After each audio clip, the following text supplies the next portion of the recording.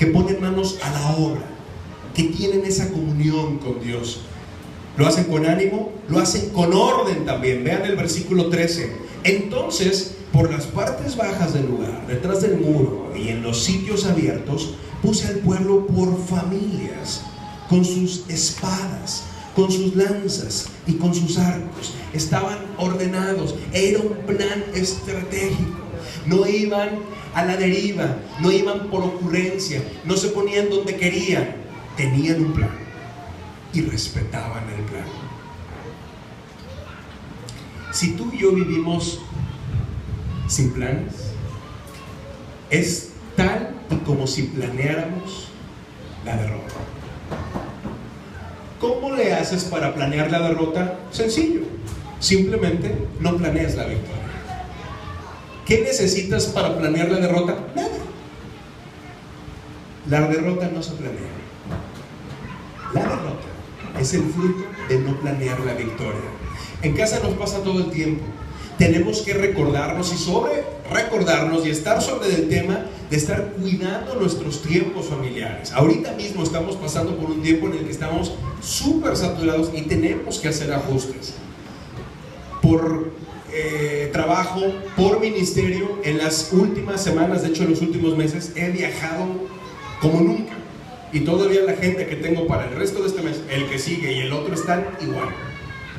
Y entonces lo platicamos, no puede seguir así.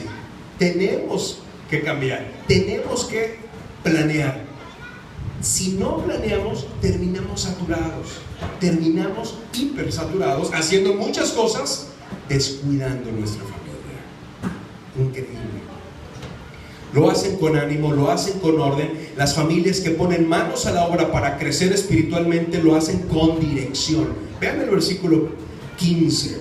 Y cuando oyeron nuestros enemigos lo que habíamos entendido y que Dios había desbaratado el consejo de ellos, nos volvimos todos al muro, cada uno a su tarea. La gente debe de saber qué es lo que tiene que hacer. Y versículo 17, lo hacen con diligencia. Los que edificaban en el muro, los que acarreaban y los que cargaban, con una mano trabajaban en la obra y con la otra tenían la espada. Es increíble, pero vivimos en un mundo muy ocupado, súper ocupado. Y si estamos esperando estar un poquito más liberados para hacer lo que tenemos que hacer, nunca va a ocurrir. Tenemos que hacer el plan y estructurarnos para que nuestra familia esté protegida en medio, quiero decir, del montón de actividades que tenemos que hacer. Con una mano la pala y con otra mano la espada. Regresándonos un poco, versículo 14. Las familias que ponen manos a la obra lo tienen que hacer con una enorme valentía. Dice el verso: después miré y me levanté y dije a los nobles y a los oficiales y al resto del pueblo: no temáis delante de ellos, acordaos del Señor grande y temible, y pelead por vuestros hermanos, por vuestros hijos y por vuestras hijas, por vuestras mujeres y por vuestras casas. Tienes que pelear. La victoria está garantizada, pero eso no nos exime de tener que pelear la buena batalla. Y tercer y último punto, las familias que crecen espiritualmente, decíamos, número 1, planean la reconstrucción. Número 2, ponen manos a la obra. Y número 3, tienen las siguientes características. Número 1, se congregan. Ve lo que dice el versículo 20 y 21 de Nehemías 4. En el lugar donde oyereis el sonido de la trompeta, reuníos allí con nosotros. El congregarse forma parte de la estrategia de Dios.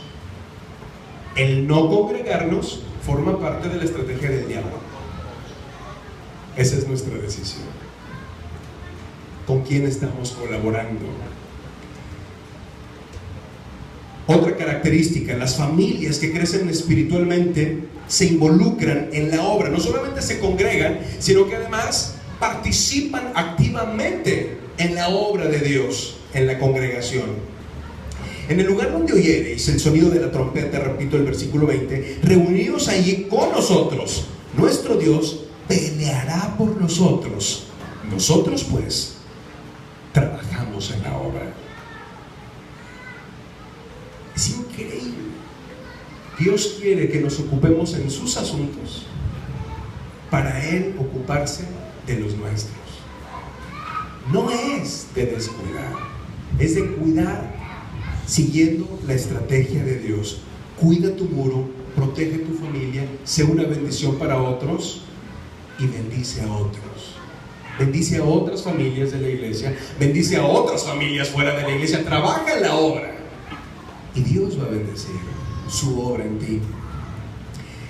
Las familias que crecen espiritualmente están expuestas a la palabra de Dios. Me encanta el versículo 8 del capítulo 8, brincamos hasta allá. Ese es uno de mis versículos favoritos de la Biblia. Nehemías 8:8. Y después brincamos al versículo 12. Y leían el libro de la ley de Dios, ¿cómo dice ahí? Claramente. Y leían el libro de la ley de Dios claramente y ponían el sentido de modo que entendiesen la lectura. Me encanta esa parte. No es que simplemente leían, sino que lo hacían con un énfasis a fin de que la gente entendiera. Hay mucha discusión hasta el día de hoy de cómo es que lo hacían. ¿Cómo es que leían el libro y ponían énfasis? Se piensa que podía ser que hicieran una dramatización, lo cual es muy probable. Otra creencia es que podían en ese momento hacer inclusive no solamente un énfasis con la voz, sino literalmente hacer una especie de lo que llamamos un performance.